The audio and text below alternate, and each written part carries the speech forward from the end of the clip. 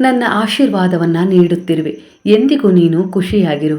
ಮಗು, ಯಾರೇ ಏನೇ ಅನ್ನಲಿ ಅವರವರ ಯೋಗ್ಯತೆಯ ತಕ್ಕ ವರ್ತನೆಯೊಂದಿಗೆ ಅವರ ಜೀವನದ ಅಂತ್ಯವೂ ಆಗುತ್ತದೆ. ನಿನ್ನ ನೋಯಿಸಿದವರಿಗೆ ಉತ್ತರದ ರೂಪದಲ್ಲಿ ಸಮಯವೇ ಪಾಠ ಕಲಿಸುತ್ತದೆ. ತಾಳ್ಮೆಯಿಂದ ಇರು. ಬದುಕಿಗಾಗಿ ಯಾರನ್ನು ಅತಿಯಾಗಿ ಅವಲಂಬಿಸಬೇಡ. ಅವಲಂಬಿಸಿದರೆ ಗೌರವಕ್ಕಿಂತ ಅಪಮಾನವೇ ಹೆಚ್ಚು ಕಂದ. ಅವಲಂಬಿಸುವುದಾದರೆ ನಿನ್ನ ಸೃಷ್ಟಿಗೆ ಕಾರಣನಾದ ನನ್ನನ್ನೇ ಅವಲಂಬಿಸು. ನಾನು ನಿನ್ನ ಎಲ್ಲ ಸಮಯದಲ್ಲೂ ನಿನ್ನ ಜೊತೆಗೆ ಇದ್ದು ನಿನಗೆ ಸಹಾಯ ಮಾಡುತ್ತೇನೆ, ರಕ್ಷಣೆ ನೀಡುತ್ತೇನೆ ಕಂದ. ಈ ಬದುಕು ನಿನ್ನದೇ. ಇಲ್ಲಿ ನಿನ್ನ ಮನೆಯನ್ನ ನೀನೇ ಕಟ್ಟಬೇಕು. ಅದು ಗುಡಿಸಲೇ ಆಗಲಿ, ಅರಮನೆಯೇ ಆಗಲಿ. ಮಗು, ನಗಿಸುವುದು ಸಹಜ, ಹಾಗೆ ಅಳಿಸುವುದು ಸಹಜ. ಸಮಯದ ಮಹತ್ವ ತಿಳಿದರೆ ಗುರಿ ಮುಟ್ಟುವುದೂ ಸಹಜ.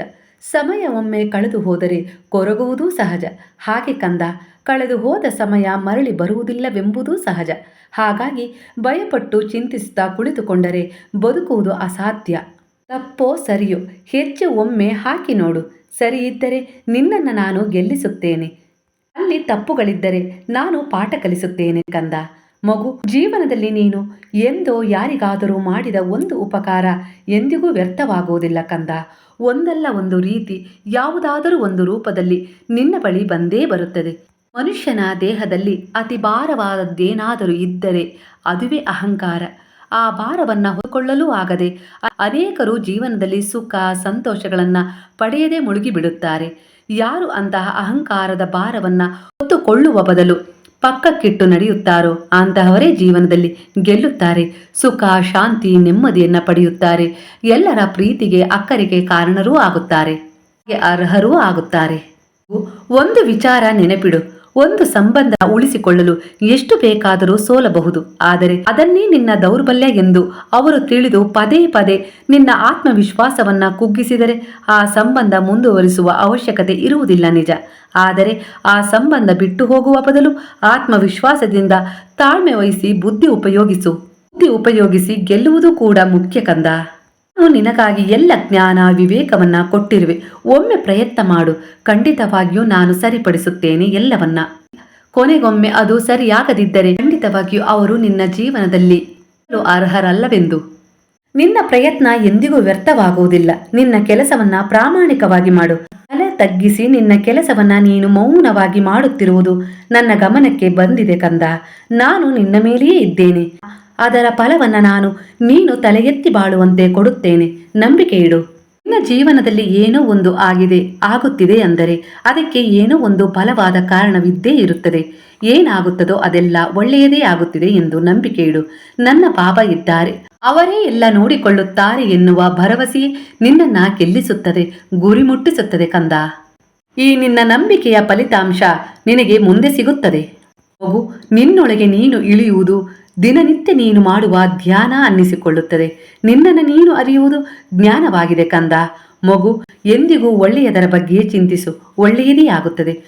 ಮಗು, ನಾನೊಮ್ಮೆ ಕುಳಿತಿರುವಾಗ ನನ್ನ ಮುಂದೆ ಇರುವ ಬಾವಿಯ ಕಟ್ಟೆಯ ತುದಿಗೆ ಚಾಚಿರುವ ಕೊಂಬೆಯ ಮೇಲೆ ಗೂಡು ಕಟ್ಟಿಕೊಂಡು ಮರಿಗಳನ್ನ ಸಾಕುತ್ತಿರುವ ಒಂದು ಪಕ್ಷಿಗೆ ಕೇಳಿದೆ, ಅದೇನು ನಿನಗೆ ಅಷ್ಟೊಂದು ನಂಬಿಕೆ? ತುತ್ತ ತುದಿಯಲ್ಲಿ ಗೂಡನ್ನ ಕಟ್ಟಿಕೊಂಡಿರುವೆ. ನಿನ್ನ ಮರಿಗಳು ನೀನಿಲ್ಲದಿದ್ದಾಗ ಬಿದ್ದರೆ ಏನು ಗತಿ ಎಂದು ಕೇಳಿದ ನನಗೆ ಆ ಪಕ್ಷಿಯ ಉತ್ತರ ಏನಿತ್ತು ಗೊತ್ತಾ ಕಂದ? ಆ ಪಕ್ಷಿ ನಗುತ್ತಾ ನನಗೆ ಹೇಳಿತು, ಬಾಬಾ, ನನಗೆ ನಂಬಿಕೆ ಇರುವುದು ಈ ಕೊಂಬೆಯ ಮೇಲಲ್ಲ, ನೀನು ಕೊಟ್ಟಿರುವ ಈ ರೆಕ್ಕೆಯ ಮೇಲೆ. ಹಾಗೆ ಸದಾ ನಿನ್ನ ದೃಷ್ಟಿ ನನ್ನ ಮೇಲೆ ಇದೆ ಎಂದು ನಾನು ಕೂಡ ಅಷ್ಟೇ ಬಲವಾಗಿ ನಂಬಿದ್ದೇನೆ. ಏಕೆಂದರೆ ನಿನ್ನ ಸೃಷ್ಟಿಯ ಒಂದು ಭಾಗ ನಾನೂ ಕೂಡ ಹೌದಲ್ಲವೇ ತಂದೆ? ರಕ್ಷಣೆ ನೀನು ಮಾಡುತ್ತಿರುವೆ ಎಂದು ನನಗೆ ನಂಬಿಕೆ ಇದೆ. ನನ್ನ ರಕ್ಷಣೆಯನ್ನು ನೀನೇ ಮಾಡುತ್ತಿರುವುದು ಎಂದು ನನಗೆ ಅಚಲವಾಗಿ ದೃಢವಾಗಿ ತಿಳಿದಿದೆ. ಆ ನಂಬಿಕೆಯಲ್ಲೇ ನಾನಿದ್ದೇನೆ ತಂದೆ. ಆ ಪಕ್ಷಿಯ ಮಾತು ಕೇಳಿ ನನಗೆ ಅತ್ಯಂತ ಸಂತೋಷವಾಯಿತು. ಏಕೆಂದರೆ ನನ್ನ ಸೃಷ್ಟಿಯ ಪ್ರತಿಯೊಂದು ವಸ್ತುವಿನಲ್ಲೂ ಎಷ್ಟೊಂದು ಆತ್ಮವಿಶ್ವಾಸವಿದೆ, ಧೈರ್ಯವಿದೆ, ನಂಬಿಕೆ ಇದೆ ಎಂದು. ಇದೇ ಅವರವರ ಭಾವಕ್ಕೆ ತಕ್ಕ ಫಲಗಳನ್ನು ಇಲ್ಲಿ ನೀಡುತ್ತದೆ ಎಂದು ಇನ್ನೂ ಅರಿಯಬೇಕು ಕಂದ. ಭಾವಕ್ಕೆ ತಕ್ಕ ಫಲಗಳನ್ನೇ ನನ್ನ ಸೃಷ್ಟಿ ಇಂದಿಗೂ ಪಡೆಯುತ್ತಿದೆ ಅಲ್ಲವೇ ಮಗು? ಸೃಷ್ಟಿಯ ಅತ್ಯಂತ ಬುದ್ಧಿಜೀವಿ ಜ್ಞಾನಿ ನೀನೇ ಆಗಿರುವೆ.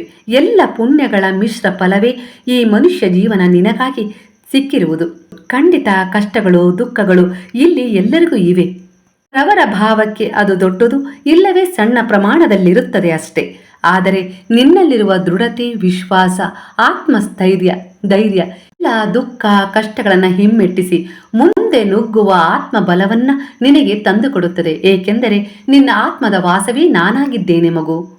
ಹಾಗಾಗಿ ನಿನ್ನ ಭಾವವನ್ನ ಬದಲಿಸಿ ನೋಡು. ಖಂಡಿತವಾಗಿ ನಿನಗೆ ಒಳಿತೆಯಾಗುತ್ತದೆ, ಶುಭವೇ ಆಗುತ್ತದೆ. ಈ ಗುರುವಿನ ಅನುಗ್ರಹ ಆಶೀರ್ವಾದ ಸದಾ ಕಾಲಕ್ಕೂ ತನ್ನನ್ನು ನಂಬಿದ ಭಕ್ತರ ಮೇಲೆ ಇದ್ದೇ ಇರುತ್ತದೆ ಕಂದ. ಈ ವಿಶ್ವಾಸ ನಿನ್ನಲ್ಲಿ ಅಚಲವಾಗಿದ್ದರೆ, ದೃಢವಾಗಿದ್ದರೆ ನಿನ್ನ ಎಲ್ಲ ಸಮಸ್ಯೆಗಳಿಗೆ, ದುಃಖಗಳಿಗೆ, ಕಷ್ಟಗಳಿಗೆ ಕೊನೆ ಇಂದೇ ಸಿಗುತ್ತದೆ.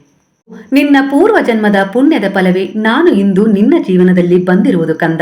ನಿನಗೆ ಎಲ್ಲ ಶುಭವೇ ಆಗುತ್ತದೆ.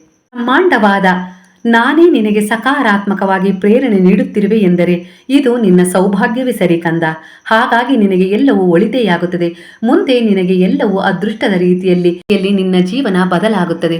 ನೀನು ಬಯಸುತ್ತಿರುವ ಸುಖ, ಶಾಂತಿ, ನೆಮ್ಮದಿ ನಿನಗೆ ಸಿಗುತ್ತದೆ. ಅದಕ್ಕೆ ಅಡಿಪಾಯವೇ ಈ ನಿನ್ನ ಸಮಯವು ಮಗು.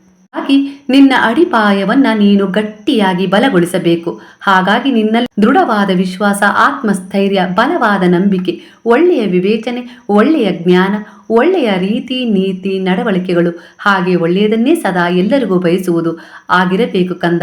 ಸದಾ ಸೇವೆ, ಕರುಣೆ, ಪ್ರೀತಿ, ದಾನ, ಧರ್ಮದಲ್ಲಿ ನಿನ್ನ ಮನಸ್ಸು ನಿರತವಾಗಬೇಕು. ಹಾಗೆ ಕೆಲಸವನ್ನ ಶ್ರದ್ಧೆ ಇಟ್ಟು ಪ್ರಾಮಾಣಿಕವಾಗಿ ಮಾಡು. ಅದರಲ್ಲಿ ನಿನಗೆ ಯಶಸ್ಸನ್ನು ತಂದುಕೊಡುತ್ತೇನೆ. ನೀನು ಬಯಸಿದ್ದೇ ನಿನಗೆ ಸಿಗುತ್ತದೆ. ಈ ಗುರುವಿನ ಆಶೀರ್ವಾದ ಸಂಪೂರ್ಣವಾಗಿ ನಿನ್ನ ಮೇಲಿದೆ ಮಗು. ಎಲ್ಲವೂ ಒಳಿತೆಯಾಗುತ್ತದೆ, ಶುಭವೇ ಆಗುತ್ತದೆ. ಈಗ ಹೇಳು, ಹರೇ ರಾಮ ಹರೇ ರಾಮ ರಾಮ ರಾಮ ಹರೇ ಹರೇ, ಹರೇ ಕೃಷ್ಣ ಕೃಷ್ಣ ಕೃಷ್ಣ ಹರೇ ಹರೇ, ಹರೇ ಸಾಯಿ ಸಾಯಿ ಸಾಯಿ ಹರೇ ಹರೇ, ಹರೇ ಬಾಬಾ ಬಾಬಾ ಬಾಬಾ ಹರೇ ಹರೇ, ಹರೇ ದತ್ತ ದತ್ತ ಹರೇ ಹರೇ.